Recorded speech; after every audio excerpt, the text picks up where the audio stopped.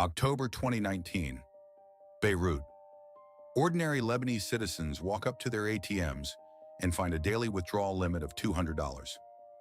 On their accounts, hundreds of thousands of dollars, life savings, retirement funds, money wired home from uncles in Paris and cousins in Detroit. Over the next 3 years, 70 billion euro depositor savings will effectively vanish, not stolen in a back alley heist, not lost in a stock market crash, engineered in by the central bank itself. This is not a story about corrupt politicians, though there are plenty. This is a story about a man in a suit, a spreadsheet, and a financial scheme so elegant that the IMF gave it a passing grade, right up until the moment it devoured a country. To understand how $70 billion disappears, you need to understand why it was there in the first place. After Lebanon's devastating civil war ended in 1990, the country had one economic superpower: its diaspora. Around 15 million Lebanese lived outside the country, more than 3 times the domestic population. They were doctors in Ivory Coast, bankers in Sao Paulo, traders in Dubai, and they had money. To lure that money home, Lebanon did something radical. In 1997, Banque du Liban, the central bank, pegged the Lebanese pound to the US dollar at a fixed rate of £107 per dollar. The message to the diaspora was simple: park your dollars here, earn interest of 6 to 8% on dollar-denominated accounts, 4 times what a US savings account paid, and we guarantee your exchange rate forever. It worked spectacularly. By 2010, Lebanese banks held $120 billion in deposits, a figure nearly 5 times the country's entire GDP of $24.7 billion that year. The banking sector was the economy. Lebanese banks were rated as some of the most stable in the Arab world. Euromoney magazine gave Lebanese banks awards. Riyad Salameh, the governor of Banque du Liban, who engineered the peg, was named Central Banker of the Year multiple times. But sustaining 6 to 8% dollar returns requires generating 6 to 8% in dollar-denominated revenue. Lebanon's government was generating almost nothing. It ran a fiscal deficit every single year. By 2010, the government was spending $1.65 for every $1 it collected in taxes. Someone had to bridge that gap, and the central bank had a plan. Here is the machine. Draw this as a flowchart in your mind. Step 1. Lebanese diaspora deposits dollars into Lebanese commercial banks: Alpha Bank, Blanc Bank, Bank Audi, Franza Bank. These are real, reputable institutions. Step 2. Commercial banks take those dollar deposits and park them at Banque du Liban, the central bank, earning a guaranteed return of 10 to 14% in dollars. This is not a savings account rate. This is the rate you'd expect from a junk bond. But it's the central bank. It's supposed to be risk-free. Step 3. Banque du Liban now holds all these commercial bank reserves. It uses them to buy Lebanese government bonds, Euro bonds denominated in dollars, and Lebanese pound bonds called T-bills. The government spends that money on salaries, electricity subsidies, and the Électricité du Liban, the state electricity company, which loses approximately $1.5 billion per year for decades while delivering only 12 hours of power a day. Step 4. The government, now flush with borrowed cash, pays interest back to Banque du Liban on those bonds. Banque du Liban uses that interest to pay the 10 to 14% returns it promised to the commercial banks. The commercial banks use those returns to pay the 6 to 8% they promised to depositors. This is textbook Ponzi logic. The system only works as long as new deposits keep flowing in to cover the interest obligations. By 2016, Lebanon's gross public debt had reached $75 billion, roughly 150% of GDP. The interest payments on government debt alone consume 45% of all government revenue. Riyad Salameh knew the numbers. He invented the numbers. And from 2016, he accelerated the scheme with a series of operations he called, with remarkable audacity, financial engineering. Every Ponzi scheme has a year when, if you run the numbers honestly, it is mathematically over. For Lebanon, that year was 2018. Here is why. Banque du Liban's foreign currency reserves, the actual hard dollars it held, peaked at around $36 billion in 2017. But the central bank had simultaneously accumulated what auditors later called off-balance sheet dollar liabilities to commercial banks of roughly $55 billion. In other words, BDL owed the commercial banks $55 billion in dollars it would eventually need to pay back, but only held $36 billion in real reserves. The gap, roughly $19 billion, was not a rounding error. It was a structural impossibility dressed up in accounting. At the same time, the Lebanese government's total debt crossed $86 billion in 2018, equivalent to 155% of GDP. Foreign direct investment had collapsed by 40% between 2010 and 2018 as regional investors noticed the political paralysis. Capital inflows from the diaspora, which had averaged $7 billion per year, began slowing as global dollar interest rates rose under U.S. Federal Reserve hikes, making the Lebanese premium look slightly less magical. And yet, the IMF's 2018 Article 4 consultation on Lebanon gave no public alarm. The World Bank issued no emergency report. Moody's, which had already placed Lebanon at B3, deep junk territory, kept its outlook stable.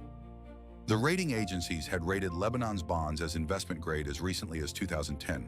They had watched the debt ratio double and said, stable. Why? Partly because the math was obscured by off-balance sheet accounting that BDL never fully disclosed. Partly because a Lebanese default would embarrass Gulf state creditors who had quietly purchased Lebanese bonds as geopolitical favors. And partly because, as one IMF economist later admitted in private, no one wanted to be the person who pulled the thread. When the Lebanese financial system froze in late 2019, journalists and investigators started asking the obvious question, where exactly did $70 billion go? The answer is uncomfortable because it went to several places simultaneously, and almost none of them involved a single villain walking out with a suitcase. First, the Lebanese state itself. Government salaries, transfers to public institutions, debt interest payments.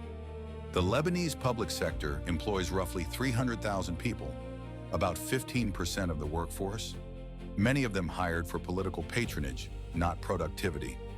Between 1993 and 2019, Lebanon's cumulative primary fiscal deficit, that's spending minus revenue, excluding interest, totaled approximately $30 billion. That $30 billion was real government consumption, financed entirely by the Ponzi loop. Second, Électricité du Liban, the National Electricity Company. Over 25 years, the government transferred approximately $40 billion to EDL in subsidies and debt assumptions. EDL still could not deliver 24-hour electricity. The money went to fuel import contracts, many of them awarded under deeply murky procurement processes. Third, capital flight by the wealthy. In the 12 months before the October 2019 crisis, an estimated $5 billion left Lebanese banks and moved offshore, much of it belonging to politicians, bankers, and business people who had inside knowledge of the coming collapse. This transfer was legal under Lebanese law. The ordinary depositor who didn't know, their money stayed and was frozen. Fourth, the financial engineering operations themselves from 2016 to 2019 transferred approximately $15 billion in real dollar reserves out of Banque du Liban and into commercial bank profits and bonuses. Profits that were then partially distributed as dividends to shareholders, including the same political families who sat on bank boards. The people who designed the scheme extracted wealth from it as it died. Here is the part of Lebanon's story that doesn't get told enough, because buried inside a $70 billion catastrophe are people who made extraordinary amounts of money legally while the architecture collapsed around them. The commercial bank shareholders were first in line.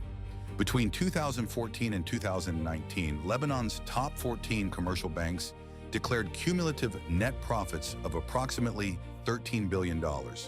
These profits were generated almost entirely from the interest spread between what BDL paid them, 10 to 14%, and what they paid depositors, 6 to 8%. The banks weren't lending money to productive businesses. They were lending money to the central bank and pocketing the spread. Alpha Bank, Blam, and França Bank were among the most profitable banks in the entire Arab region during these years. Shareholders, many of whom were MPs, ministers, or relatives thereof, collected dividends on a Ponzi. Riyad Salameh himself, on a governor's salary, somehow accumulated personal assets including French and British real estate, reportedly worth over $100 million, according to Swiss and European investigations opened in 2022. He is currently, as of this video's production, facing criminal charges in France, Luxembourg, and Germany for money laundering and illicit enrichment. He denies all charges. And then there were the savvy depositors, a small class of well-connected Lebanese who converted their pound savings into dollars or transferred dollars abroad in the precise window between mid-2018 and mid-2019 when the writing was already on the wall.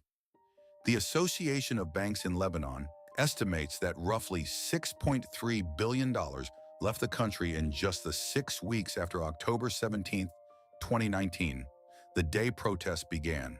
The ATM limits were imposed on November 2nd. 6 weeks, that was the window. Here is where this stops being ancient history and becomes a live wire. Lebanon's scheme was built on a specific financial architecture, a central bank offering artificially high yields to attract foreign currency, using those inflows to paper over a fiscal deficit, while the exchange rate peg creates the illusion of stability.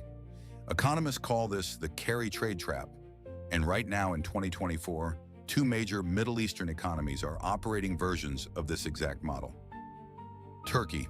The Turkish lira has lost over 80% of its value against the dollar since 2018.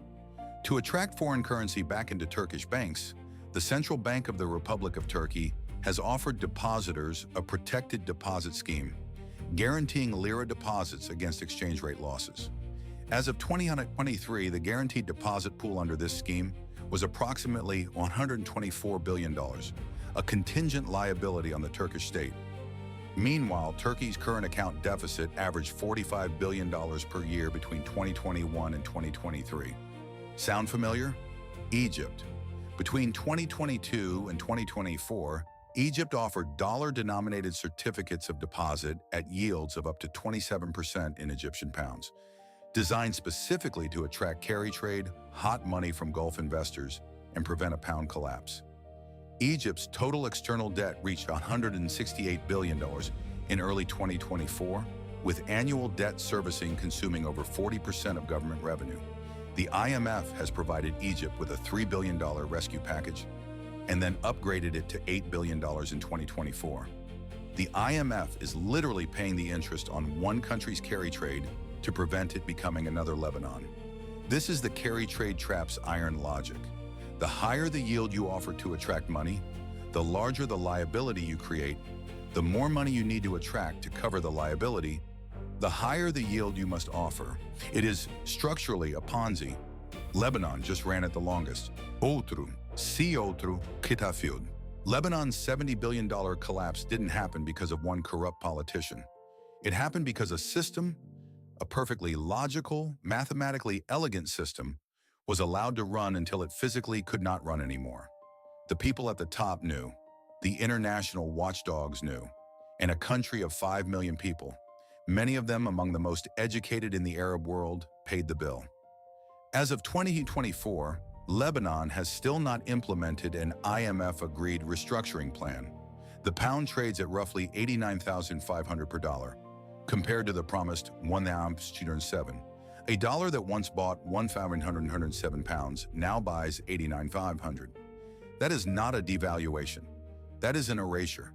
If this video helped you understand the actual mechanism of financial collapse, not the headlines, the mechanism, subscribe, because we do this every week for a different country. And tell me below, was Riyad Salameh a genius or a criminal?